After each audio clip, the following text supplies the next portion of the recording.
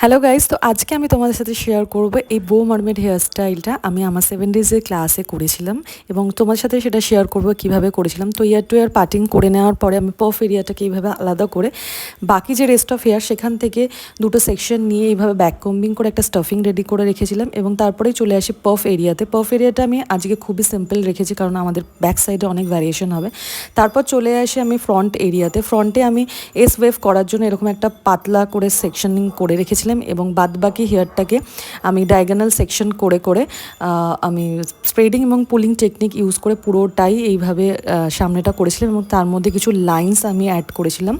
তারপরেই চলে এসেছিলাম আমি ব্যাক সাইডে, লেফট সাইডটা জাস্ট আমি পুলিং করে নিয়ে জাস্ট লাইন্স ক্রিয়েট করেছিলাম। তবে এটা তোমাদের মাথায় রাখতে হবে, যখনই আমরা এস ওয়েভ করবো তখন কিন্তু খুব পাতলা সেকশন নিয়ে আমাদের করতে হবে যাতে সেটা অনেকক্ষণ হোল্ড হয়ে থাকে। খুব ভারী সেকশন নিলে সেটা কিন্তু পড়ে যাবে।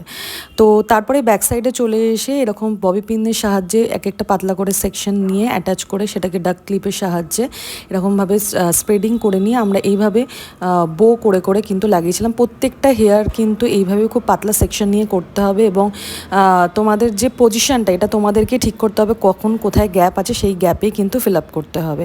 তো এইভাবে পুরো ব্যাক সাইডটা আমি করেছিলাম। আশা করি তোমাদের হেয়ার স্টাইলটা ভালো লাগলো। আমার কিন্তু আবার নেক্সট 7 ডেজে হেয়ার স্টাইল ক্লাস স্টার্ট হচ্ছে 9 জুন থেকে। তো তোমরা যারা যারা ইন্টারেস্টেড রয়েছে তারা কিন্তু অবশ্যই আমার সাথে যোগাযোগ করে নিও এবং সিট বুকিং করে নিও। এটা কিন্তু অল্টারনেটিভ ডেতে ক্লাস হবে এবং প্রত্যেক দিনই থাকবে তোমাদের হ্যান্ড অন প্র্যাকটিস। তো দেখা হচ্ছে নেক্সট ভিডিওতে। যারা যারা ইন্টারেস্টেড আছো নাম্বারে